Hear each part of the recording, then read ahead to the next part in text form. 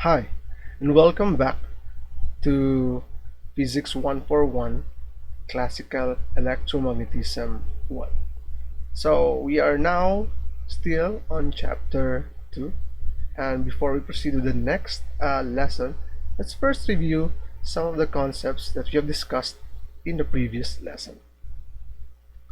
So, in Chapter 1, we have discussed about the discontinuity of the electric field at the boundary.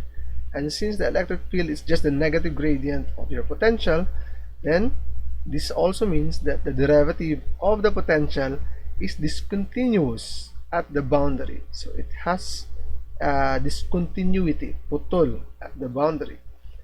But the potential itself is continuous at the boundary.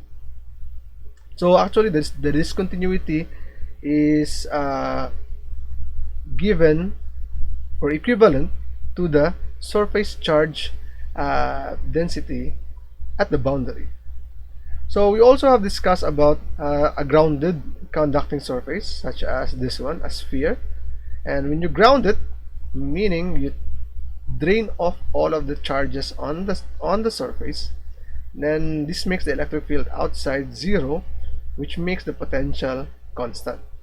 So the potential at the surface S will now be equal to the potential at infinity, which is our reference point. And since we always let the potential at infinity to be zero, since the potential is or the potential varies with 1 over r, so when r approaches infinity, 1 over r approaches 0. So from now on, when we will be talking about grounded conducting surfaces, the potential on that surface will be 0. So this lesson will be focused on the technique called method of images in finding the potential. So this is applicable to plane and spherical or cylindrical symmetries. So let's now start the lesson.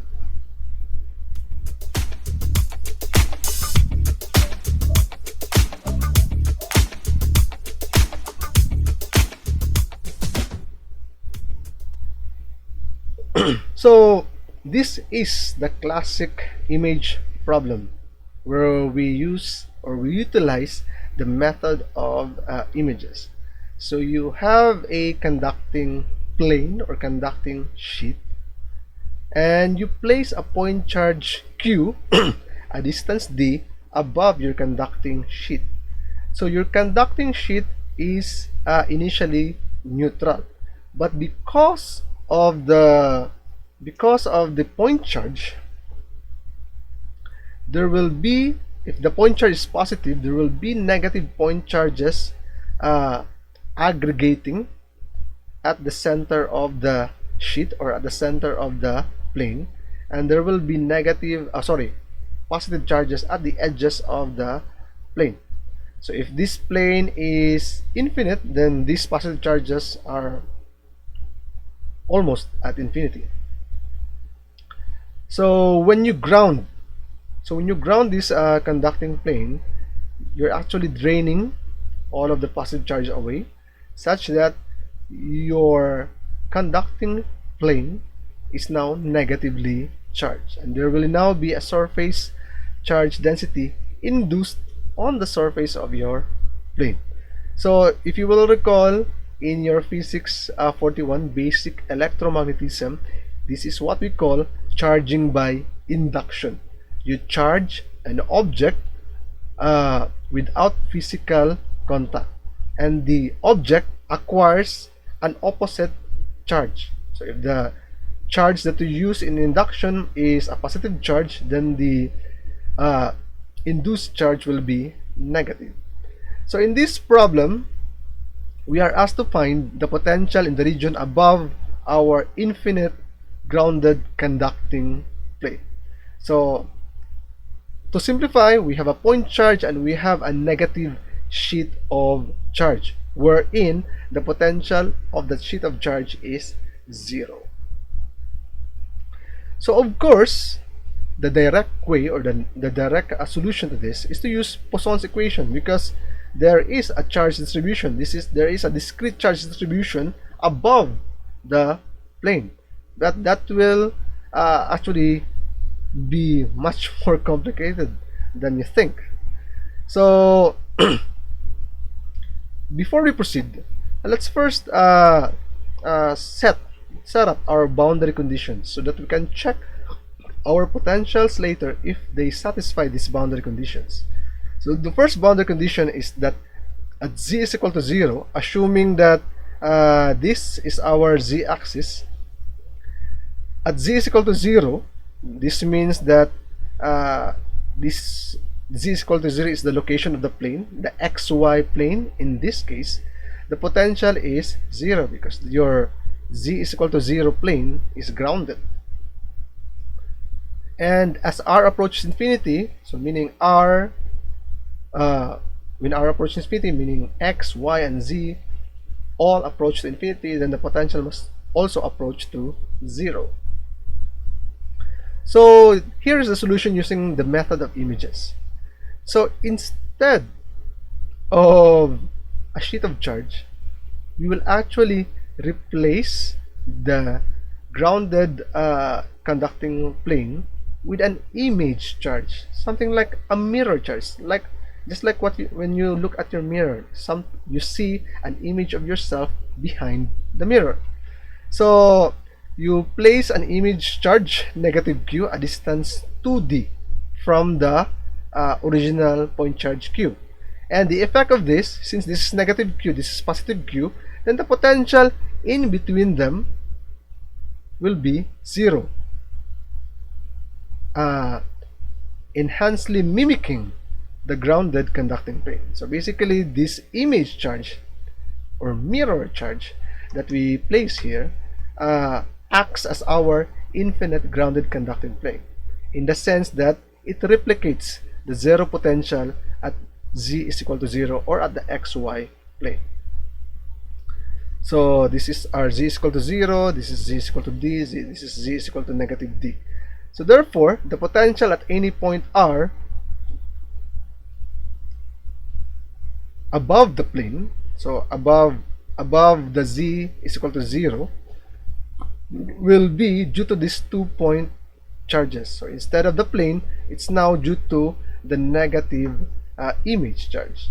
So that is our field point vector, position vector r, and that is the separation vector or separation distance r plus from the positive charge, the separation distance curly r minus from the negative charge to the field point.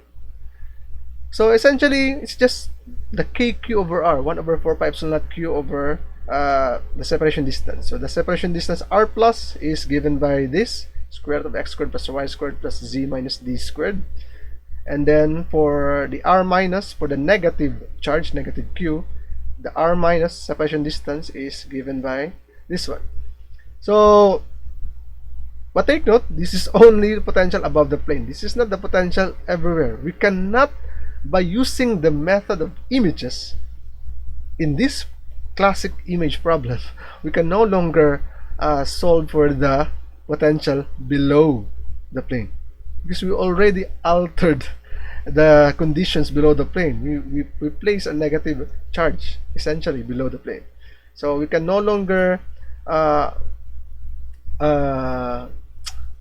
solve. But anyway, the problem is find the potential above the plane. That's just our concern. We're not concerned with the potential below the plane. So again, according to the first uniqueness theorem, if your potential satisfies the Laplace equation and if it satisfies the boundary conditions, then your potential is correct. So let's see if this potential satisfies the boundary condition. So by the way, above the plane means z is greater than 0. So at z is equal to 0, so when z is equal to 0, so this is just negative d squared or d squared, and when z is equal to 0, this is just d squared. So these two terms will cancel each other out, making the potential zero. So the first boundary condition is satisfied. For the second boundary condition, when r approaches infinity, essentially saying, or equivalently saying, as that x, y, and z approaches infinity, then obviously, since this is in the denominator, all of the terms x, y, and z are in the denominator, then 1 over infinity will get you 0. So all of the boundary conditions are satisfied, then which makes our potential correct. Okay, how about if we are asked to find the induced surface charges? So this one, how much or what is the induced surface charge density in the surface? So in this example, you will not expect that the induced surface charge density is constant. It's actually not constant. So there are actually more charges concentrated at the more negative charges at the center of the plane as compared to the uh, sides or edges of the plane. So in this example, our surface charge density will just be equal to this. So this equation is actually from the discontinuity of the first derivative of the potential. It's actually two terms, but in this case, the potential below, or the potential at the surface, is 0 because it's grounded. So you only have the potential above the plane.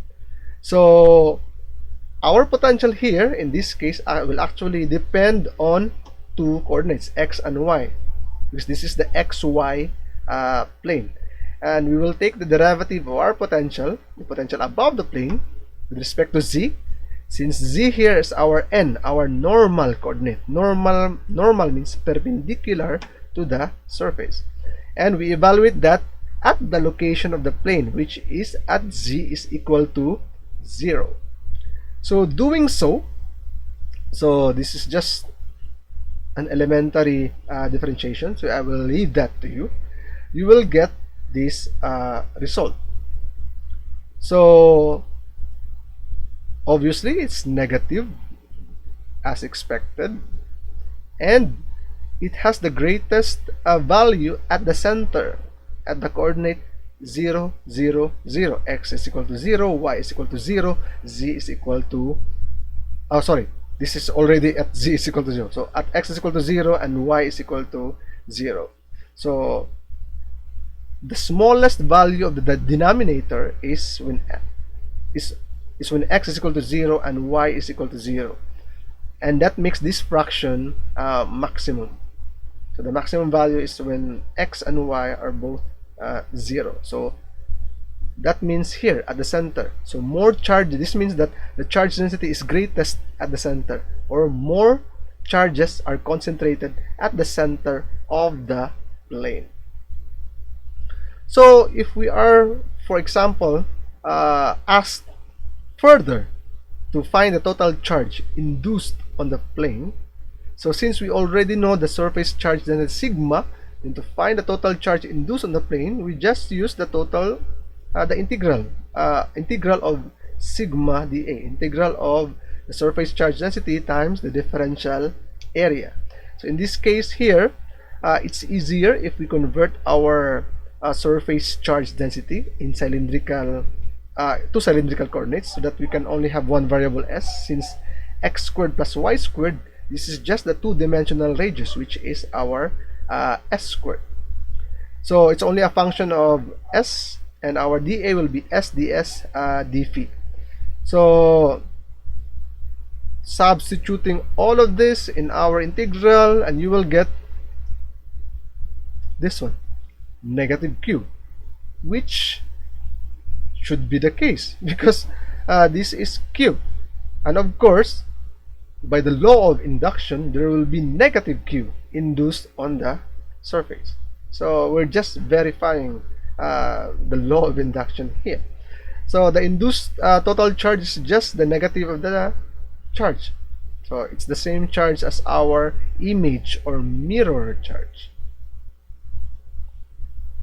So how about the force? If we were asked to find what's the force between a charge q, a point charge q, and an infinite grounded conducting plane.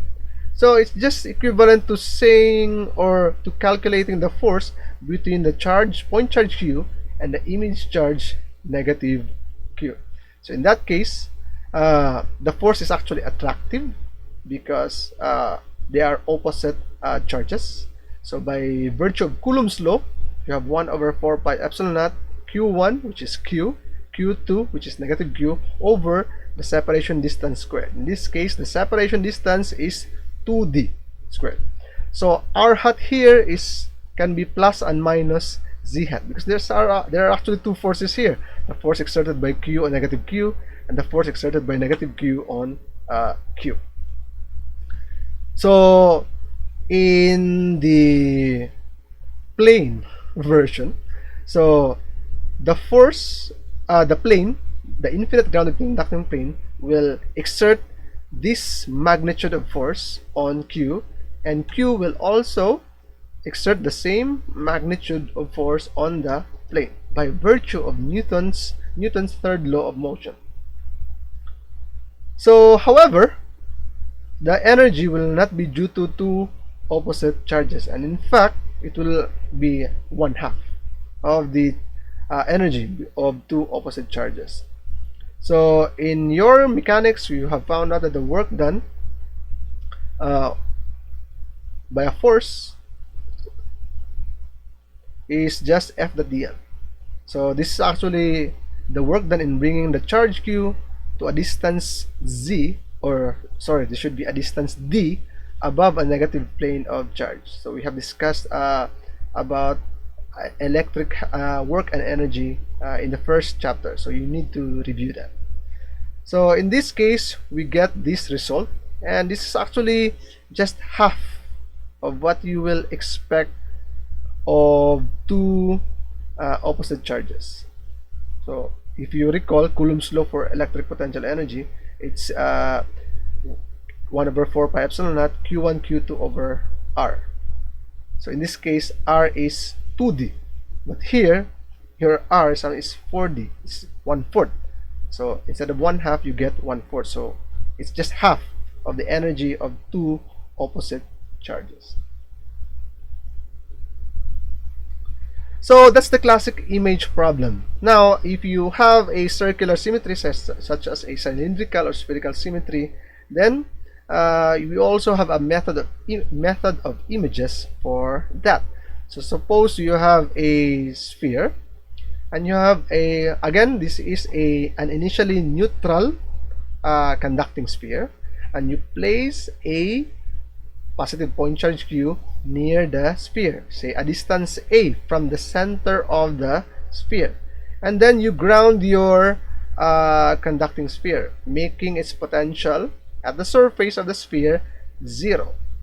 So what is now the potential outside the sphere? So in the same manner with the classic image problem, we replace our grounded conducting sphere by an image charge. So our image charge here is q prime. It's located at z is equal to b. It's actually located inside the sphere. So this charge will mimic the effect of having a zero potential at the surface of this sphere. So q prime will, there's no actually way to derive this, but it just so happened that q prime will just be equal to negative r over aq. So capital R is the radius of the sphere, a is the distance of the point charge from the center of the sphere. So it's still a negative charge, but it's not exactly equal as opposed to the previous problem where you have a plane symmetry. And b here, the location of the image charge, will be r squared over a. So to find the potential outside the sphere, so basically it's just a potential of 2 point charges, q and q prime, where r and r prime is the location, is the separation distance from the center to the point where you want to find the electric field, the potential. So of course, if you if you want to find the potential at these points here at the surface of your sphere, you will get 0 if you use this equation. So I will no longer be expanding this equation.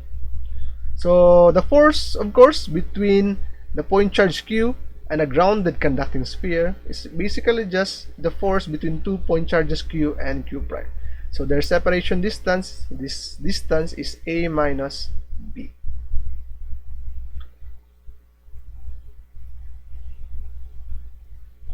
So let's now have an example. Okay, what if you now have a conducting sphere but with non-zero equipotential surface, and you have a point charge here. You have a point charge Q. So the question now is, you need a second image charge. So what second image charge and where would you put it? And find the force of attraction between a point charge Q and a neutral conductor, assuming this is a neutral conductor. So if you place a charge Q prime here from a grounded conducting sphere, the potential will actually be 0. So if the potential at the sphere is non-zero, then you need to place a second image charge at the center of the sphere. So this is still a grounded conducting sphere, which makes its potential 0, but by placing a second image charge at the center of the sphere, it just raises the potential at the surface from 0 to a certain value V0. So essentially, the potential at the surface of the sphere is due to the charge at the center here. If you remove this charge, then the potential at the surface of the sphere becomes 0. So you place the potential, the second image charge Q double prime at the center at r is equal to 0, and the potential at the surface is basically just due to this second image charge here, Q double prime. So take note that since this is a conductor, it must always be an equipotential surface. So that's the reason why we place the second image charge at the center, because if you place it anywhere other than the center, then that will make your surface of the conductor to be non-equipotential. Okay.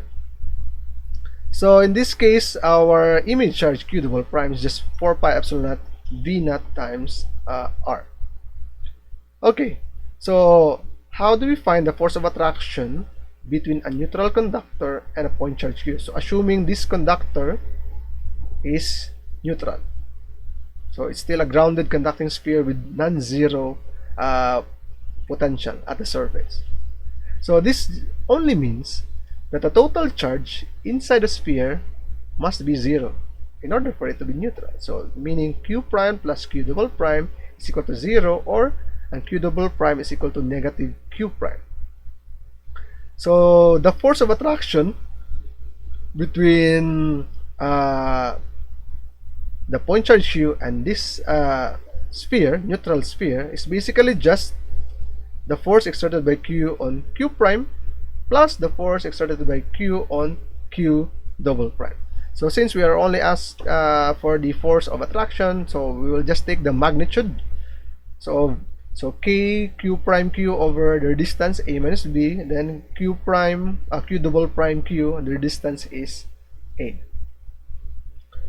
So using this value that Q double prime is just equal to negative Q prime, or negative Q prime is equal to Q double prime, and Q double prime is this one, then you will get this result. Okay, another example. You have a line charge above a grounded conducting plane. So if this is a positive line charge, then there will be a negative surface charge density on this grounded conducting plane. So assuming these are our directions of our coordinates x, y, and z, and we are asked again to find the potential above the conducting plane and the induced surface charge density on the plane. So for this first problem, let's just rotate the system into a cross-sectional view such that our line will look like a point. So if this is my line, if this is the line chart, if this is the line charge, then if you look at like that, this is the line charge, and if you look at like that, it will just look like a point. So this is what happened here. So that is our line charge. It's actually going along the z-axis towards you or away from you. So similar with what we did in the classic image problem, we place an image line charge, negative lambda, a distance d below the location of the plane, and this will mimic our grounded conducting plane. So the potential at between the two line charge will be 0, essentially making or mimicking our grounded conducting plane. So similar with what we did in the previous problem, we find the potential due to two line charge. So actually, I will just refer you to this problem in our textbook by Griffiths, problem 2.22, to find the, no, this is not a field, but this is the potential, sorry. Potential at a distance s from a line charge.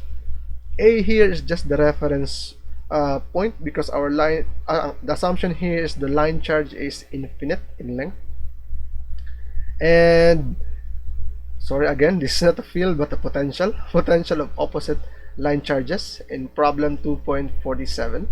So if you have opposite line charges like this, their potential is actually given by this one. So if you utilize this result, then we will have the potential at any point r. So it actually just depends on x and y. So that's actually what happens if you have cylindrical symmetry. The cylinder is actually symmetric along the length of the cylinder, in this case along the z-axis. So how do we now find the induced surface charge density on the plane? So again, we use the discontinuity of the first derivative with the potential above the plane. So we take the derivative with respect to y, since y here is our normal coordinate, the coordinate that is perpendicular to the plane, and we evaluate it at the location of the plane. In this case, the location of the plane is y is equal to 0, or the xz plane. So doing so, we take the derivative of this with respect to y. So derivative of ln is just ln of u. Derivative of ln of u is just 1 over u derivative of u. So we get this problem. So it's still a negative charge, and you will notice that it has a maximum value when x is equal to 0, when the denominator is the smallest, at x is equal to 0. So this is the x is equal to 0. This is the location with the maximum surface charge density. So more the charges are concentrated in this strip here at x is equal to 0. But as you go away from x is equal to 0, then the surface charge density decreases. So actually it's inversely proportional. That surface charge density is actually inversely proportional to the square of the distance x. Of course, if you try to find the total charge induced in the surface, so sorry, this should be sigma dA. So this should be sigma dA. So it's just the integral of sigma dA, and of course if you do that, you get the total charge, which is negative q. In this case, it's negative lambda times L. Take note that the line charge lambda is charge per unit length. Multiply that with length, and you get the charge, total charge q. So if the total charge q along the line of the line charge is given, then this will give you negative q, as expected.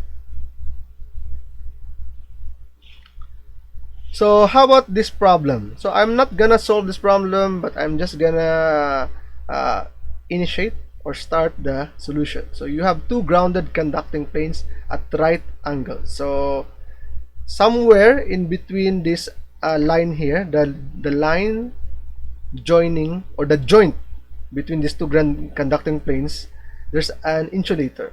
So you need to there's some insulation here, insulation layer, so that the two metal plates will not touch each other, causing a short circuit or a short. So you have a point charge Q here, and it's a distance A from this conducting plane, and a distance B from this conducting plane here. So if this is our axis, so this is the XZ plane, and this is the YZ plane. So what's the potential now in this region here? So this is our two-dimensional version of this. So this is the XZ plane, and this is the YZ plane here. Our point charge Q is here, a distance so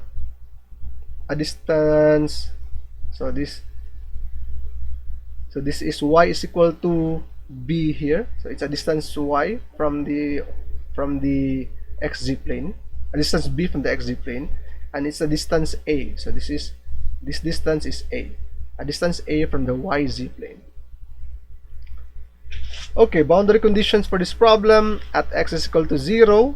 That is this plane here, or x is equal to 0. So this plane here, the yz plane, the potential must be 0 because this is a grounded conducting plane. Similarly, for y is equal to 0, the potential is equal to 0. So this plane here, y is equal to 0. And of course, as r approaches infinity, as x, y, and z approaches infinity, the potential must also approach to 0. So what we will do is similar to the classic image problem. So for this grounded conducting plane here, we place an image charge, negative q, and for this grounded conducting plane here, we place a negative charge, negative q charge here. But this negative charge here will have an effect on this plane here, and similarly, this negative charge here will make an effect on this plane here. To counteract those effects, we need to put a third image charge here with a positive charge to counteract the effects of this plane, these charges on the other planes. So you now have 4 point charges. So the potential will be due to those 4 point charges. So kq over r1 plus kq over r2 until kq over r4. So please check if the boundary conditions are satisfied. So make it a habit always to check if your final calculated potential satisfies the boundary conditions. So because that is the only way that you can be assured that you have the correct potential. So that's the last example for this lesson, and basically that's the end of our lesson. So pretty much the method of images can be applied if you have a plane symmetry and say spherical or cylindrical symmetry. So we haven't discussed cylindrical symmetry for the method of images, so maybe we can have an example on that during our live session. So the method of images is also useful in calculating the induced surface charges. So obviously, if you have a point charge Q, then the total induced charge should be negative Q, whatever the surface it is. So that's it for this lesson, and we will still have 2 more techniques to present for this chapter: a technique called separation of variables and the technique called multipole expansion. So we'll do that in the second half of this chapter. So that's it for this lesson, and I will see you next lesson.